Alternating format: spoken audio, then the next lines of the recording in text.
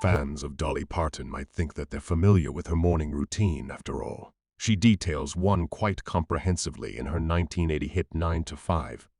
But now the star has revealed her AM habits in full, and there's much more to them than a tumble out of bed and a stumble to the kitchen. It would probably be fair to say that Parton is one of the hardest working stars in show business. Over the course of her impressive 50-year career, the singer has surpassed global record sales of 100 million. What's more, she secured more than 110 charting singles as well as a place in the Country Music Hall of Fame. Away from her successful music career, Parton has established herself as a savvy businesswoman too. Among the songwriter's ventures is her 150-acre Dollywood theme park. The star has also ventured into acting over the years with stints in movies, on TV, and on Broadway. And she's a philanthropist to boot. Given all her achievements, Parton is the proud owner of a number of accolades. Among her many gongs are 8 Grammys, including a Lifetime Achievement Award. She also received the Living Legend Award from the Library of Congress in 2024 and was given the Willie Nelson Lifetime Achievement Award at the Country Music Association Awards in 2016. But how does she find the time to get everything done? It seems that simple hard toil is the answer. Parton has attributed her unwavering work effort to her early years, particularly to her father. The singer was born in Locust Ridge, situated in Tennessee's Great Smoky Mountains, on January 19, 1946. Her family was poor, but Parton's dad ensured they didn't go hungry.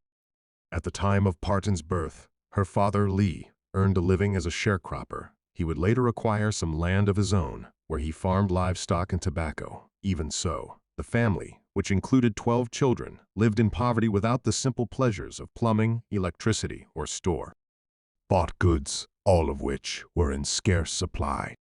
Parton's family lived modestly, with as many as 14 people sharing a one-bedroomed home. The lack of space meant there were often 3 or 4 children to a bed each night, and living in such close proximity came with further downsides, which only compounded their hardships.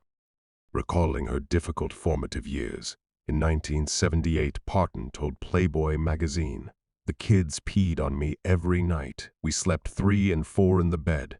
I would wash every night, and as soon as I go to bed, the kids would wet on me, and I'd have to get up in the morning and do the same thing." While such tales paint a grim picture of Parton's childhood, her family also had good times in their tiny little cabin. The singer is known to look back on this period with her signature humor. In her 1994 memoir Dolly, My Life and Other Unfinished Business, she wrote, "I have often joked that we had 2 rooms and a path, and running water, if you were willing to run to get it." There's little doubt that Parton's formative years would go on to shape the rest of her life and her career. She has since recalled watching her father cut deals with horse traders and fellow farmers while always pushing for the best bargain he could get, and his business acumen certainly seems to have rubbed off on his daughter.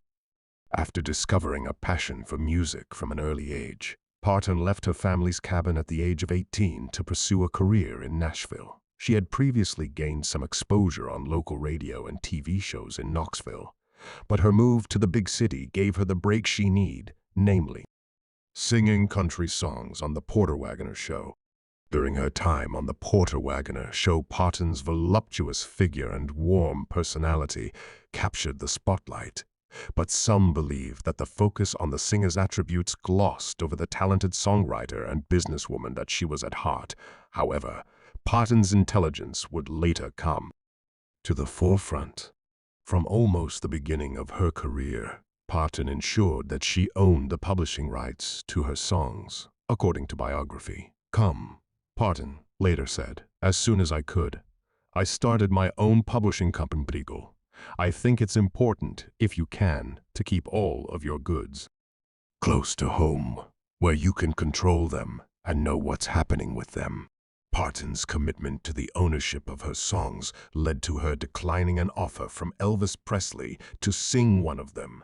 In 1975, the king, who was by that point one of the biggest stars on the planet, wanted to record Parton's ballad, I Will Always Love You, but in the end, the songwriter had to turn his offer down.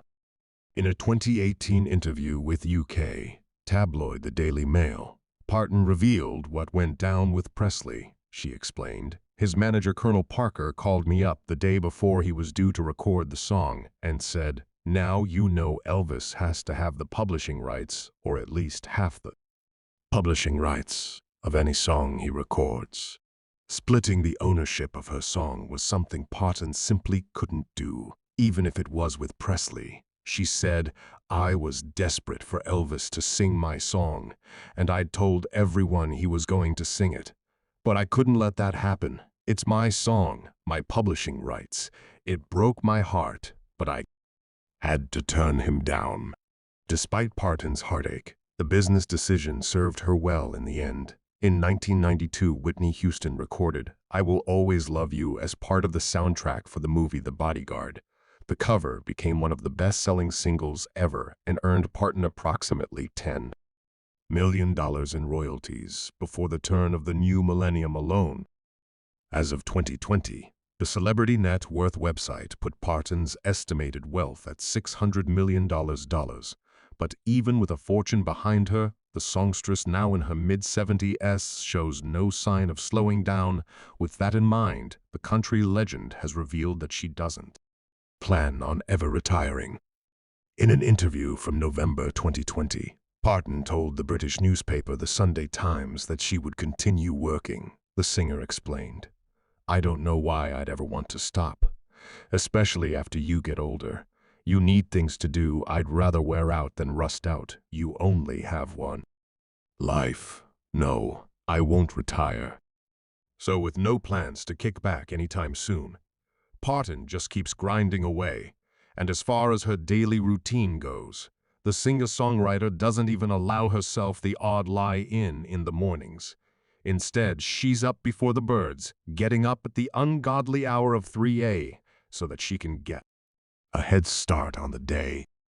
Parton revealed the details of her morning routine while talking to RuPaul for a piece for Marie Claire magazine. She explained, "I'm a very, very early riser. I go to bed pretty early, but I'm up and down if I wake up, and I'm pretty well awake.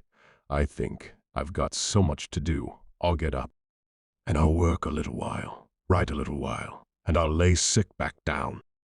First and foremost, after rising, Parton starts the day with a prayer. She told RuPaul, "I'm a very spiritual person. Every single day, before I do anything, I wake up and I thank God for the night and ask Him to bless the day and to bring all the right things, all the wrong people out of my life, and bring all the right stuff in." Parton continued, "I always pray that He'll let me uplift mankind and glorify Him. I have the little meditations I do, my little scriptures that I read, and all that, and that's how I start my day, and I also can draw on that throughout the day. If things get chaotic and crazy around me, I can just go into that little spot of my own." After checking in with God, Parton's day can get underway. She revealed, "I'm almost always up for good around 3 a.m., so I do some of my best spiritual work, some of my best writing, and some of my business work, call-ins and letters that I'm writing or whatever between 3 a.m. and 7 a.m. Revealing the benefit of getting up so early, Parton explained, "I get more work done during that little period of time when the world is calm, energies are down, and I just feel like a farmer. I think God is a farmer. He's getting out and He's throwing down all these little nuggets of corn, mostly in my place." So for Parton, it was these quiet hours in the early morning, when most people are still sleeping, that she found the most inspiration. She pointed out, "They say the early bird gets the worm. Well, they also get a lot of good ideas too, and luckily for her, she's able to thrive off just a short amount of sleep." Parton confirmed, "I don't require a lot of sleep. 3 to 5 hours I can work on, 5 hours I like to get. But usually, I'm between 3 and 5.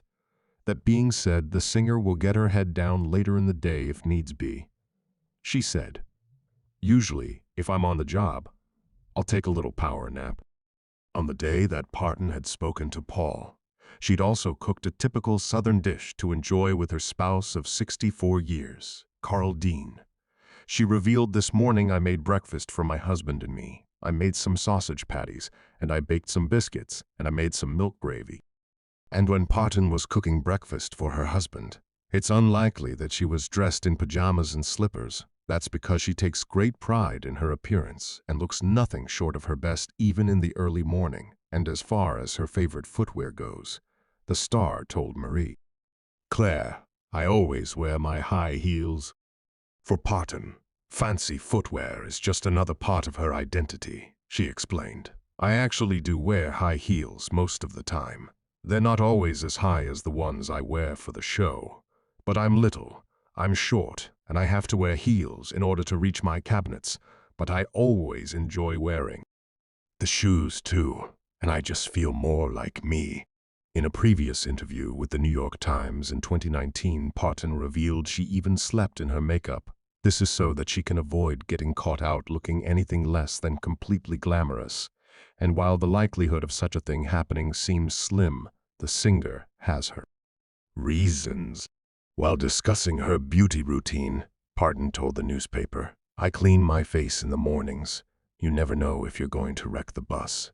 You never know if you're going to be somewhere in a hotel, and there's going to be a fire, so I leave my makeup on at night and clean my face in the morning." Parton reiterated the claims that she's always presentable in her interview with Marie Claire. She explained, "I have to always stay ready, street ready. I always say, I have to keep my makeup on and keep my hair done. Like when I'm in LA. I've told you about it if it's going to earthquake. If we get an earthquake, I'm not running out in the street looking like you look now." Revealing just how seriously she takes maintaining her flawless appearance, Parton added, "I have to be ambulance ready at all times if I get sick or something." That being said, the singer said that she wasn't trying to be something she's not. She added, "I can come down though. I'm comfortable in my own skin. I'm comfortable with my image. I dress for myself more than I do for somebody else." While Parton's looks might be as iconic as her songs, there's part of her image that her fans know little about. It's been speculated that among the modifications the superstar has made to her body over the years are the addition of some tattoos. And while chatting to Marie Claire, she confirmed that she was no stranger to inkings. When Parton was asked, "Are you really tatted up?" she responded to say, "The rumors are true kind of," she clarified. "I do have some tattoos that are small and tasteful, and I just got them to cover up some scars, things like butterflies and bows and pretty pastels, but not all over like everyone likes to say." So while a lot of effort goes into maintaining her appearance, Parton still has time to release records and work on other projects.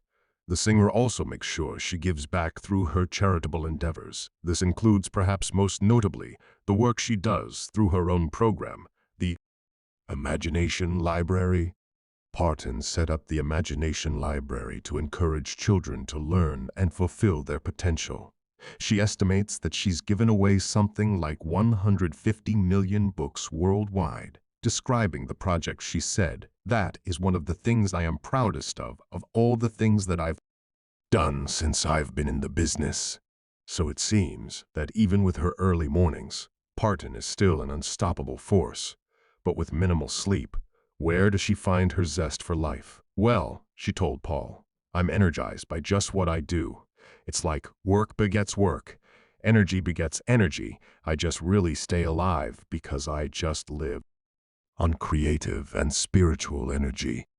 Parton added, "I'm just recharged by the excitement of being able to still be active and to still be able to create stuff and to be still in demand.